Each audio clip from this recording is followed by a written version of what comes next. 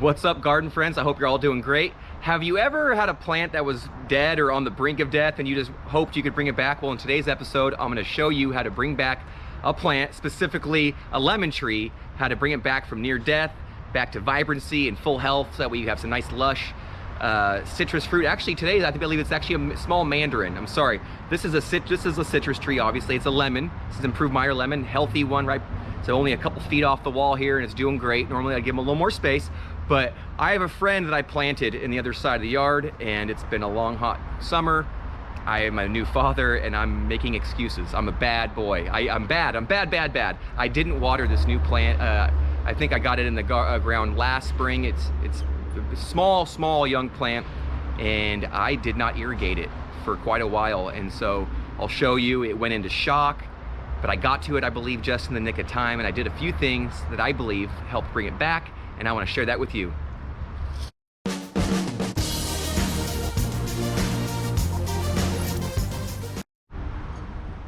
All right, so right beside my compost pile out here alongside my fence, I planted a little mandarin tree, and actually when I got it, it was in a container, and it wasn't looking that well. It was actually, now it's gone through 2 cycles of hardcore stress. And so I was hoping that I could keep it alive, but as you can see, all the leaves, these are all the leaves, and they actually went into shock so much that it dropped every single leaf that the plant had on there.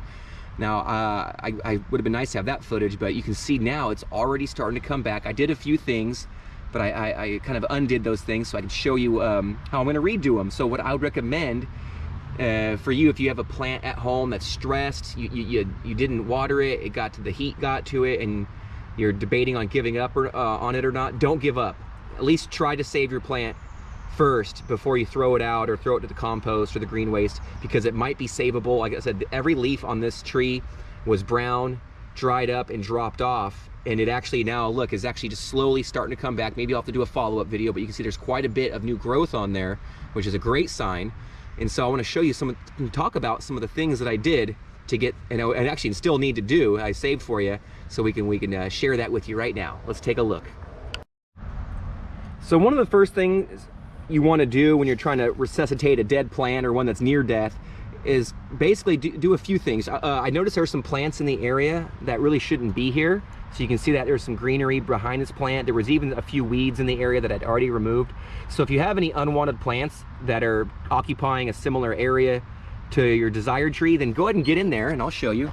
And I'm just gonna go ahead and get in here and just rip and cut these plants out. Oh, look at that vine is just stretching across the yard. Oh, come here, friend. So now that vine's gone, right? And so there's no more, and there were a few weeds at the base that I've already removed a couple days ago. And so once those are removed, what I'd also recommend that you do is that you look for any dead, diseased, dying branches that aren't looking too great. So you can see one right here.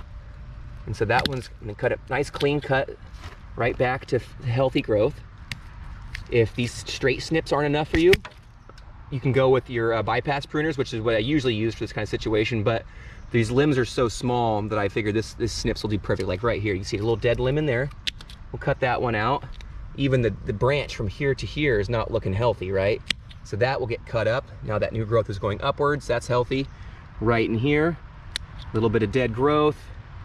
Just looking. I see a little bit right here. Okay, and if I notice any more over time, I'll come back and check on it.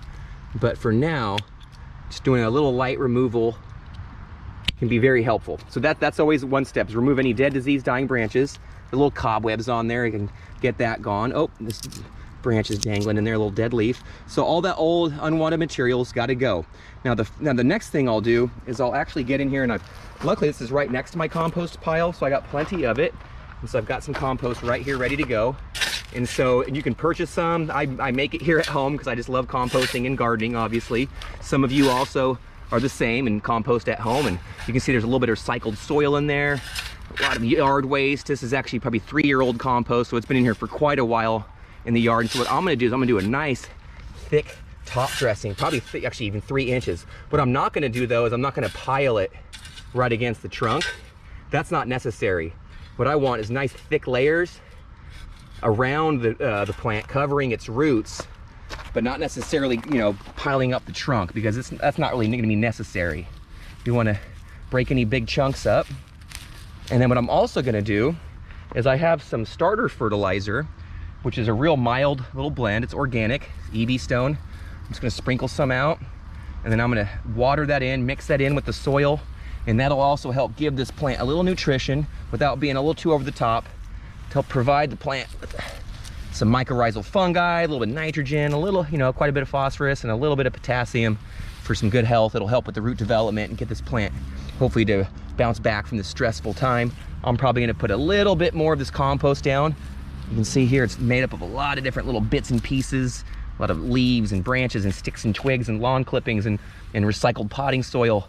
And so I'm really happy with that. Put a little bit more this light fertilizer down just because I like that. And I'm gonna get another scoop. And then the most important part is to try to get your plant watered. That's why this poor tree was so stressed. It was really hot here these last few weeks and months or something, but it really is, this area is very dry, and I neglected to water this plant.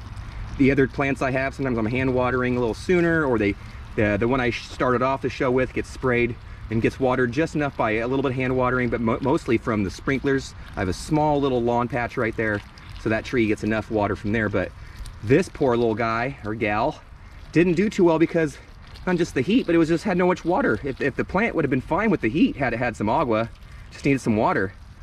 You know, the leaves, like I said, that once there's no water, the plant, it dropped all of its blossoms and fruit for next year, basically. And then after that, dropped all its leaves. And so you'll notice that the fruit will start to wither up, drop off, then the leaves will curl up, dry up, drop off. And if you can get to it right around there, that's about your last chance. And that's what we had here, is I got to it right as those final leaves dropped off. Now I just did about 1.5 gallons on here. That's not that much water, right? What I like about this little jug that I have right now is I don't have an irrigation system to right here at this time. I'm gonna hook one up eventually. It's kind of nearby, so there's definitely an opportunity for that. But what I'm gonna do is I like the slow watering, so I'm probably gonna fill this jug up several times to slow soak this, add a little bit more compost, and then I'm just gonna watch. I'm just gonna have to keep it watered. It's deep watering is what's gonna be really important. That's the issue, is not only did it have no water, but sometimes if it did get any water, it was just superficial. It just wasn't enough. So I'm gonna go back, I'm gonna fill this jug up several times. Like I said, the jug holds about 1.5 gallons to 2 gallons, depending upon how full I get it. But I'm gonna have to do that several times, and then I'll come out in the next few days, I'll check the soil around it to see how well it's draining, or to see how much moisture is being conserved in there, and then we'll water it again. One thing you don't want to do to try to revive a dying dead plant is water it so much that the soil is just completely soggy. Not just, you know, not just saturated or you know, moist, but just completely overly saturated where the air is pushed out and there's nothing but water. Sometimes this can happen in containers a bit if they don't drain that well, or in some soils where the water holds a bit.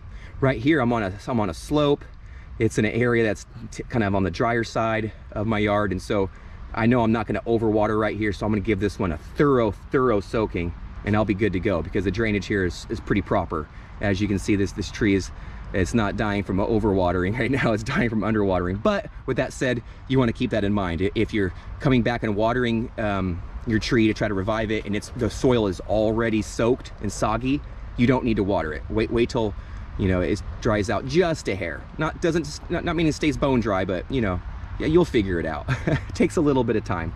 But here, let me go soak this a bit more. But now you know, so you can see all this new growth coming in here. That's pretty promising. And so that's a good look. Like I said, if there's dead branches, any diseased branches not looking that well, you can prune them out. That way that'll make room for air and sunlight to penetrate through, which is always good. And then we'll get some new growth. What I need to do now and make sure that to ensure this little tree stays healthy is just keep on it. I'm gonna keep it soaked, make sure it's doing proper, keep the, you know, any insects off. If I start noticing any aphids or scale trying to get on there, I'll get them sprayed up with a nice organic neem oil or something similar to control that. I really haven't had that big of a problem with them in my backyard, but that's always a possibility. So we'll keep an eye out for that. But really, some light fertilizing, some soaking, and then eventually I'll get some fruit tree food onto this sweet little gal, and then she'll take off. But really, if you've had a plant that's neglected and looked beat, if you get to it soon enough, you can save them and revive them. If you like this video, which I certainly hope you did, please hit the like button, dig right into it, subscribe with us, come back for more, share with us maybe some of your gardening stories in the comments. I'd love to hear it and learn from you as well. I'm sure there's a ton of you out there who have great great garden knowledge that I could definitely utilize and use and would be helpful to me. So until next time, happy gardening. Take care, friends, and never stop growing.